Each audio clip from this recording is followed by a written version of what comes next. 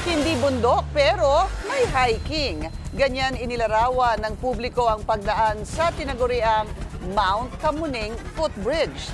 Ilang taon matapos ito gawing biro sa social media, ang tulay pinagigiba na ni Pangulong Bongbong Marcos. Ang detalye sa agenda report ni Andrea Salve.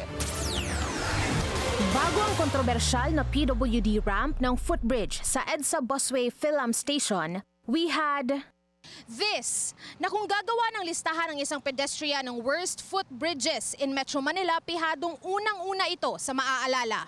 Ang Mount Kamuning o Stairway to Heaven kung tawagin sa social media, naging kumpulan ng criticisms, masked as memes sa nakalipas na mga taon.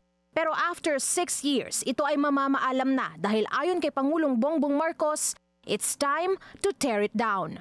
Pedestrians are not the priority. They are the least priority. And Mount Kamuning is a symbol of that.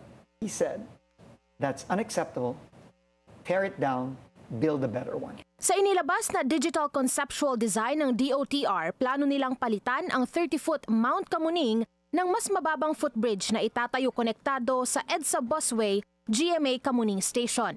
May elevator sa magkabilang bahagi at sa gitna na inaasahang sisimulan ngayong taon. Para kay Secretary Dizon, hindi pinag-isipan ng mabuti ang Mount Kamuning. 2018 nang makumpleto ng MMDA ang proyekto na may 10 million peso budget. You have to put thought into it, Mikey. Absolutely. That's the key. And the thought that our engineers put into this is, first of all, we cannot put it in the same location. Aminado naman ang naunang administrasyon ng MMDA na hindi para sa vulnerable sectors ang naitayo nilang footbridge.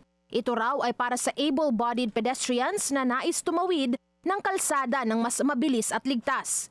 Pero, epektibo nga ba ang isang proyekto kung hindi ito inklusibo?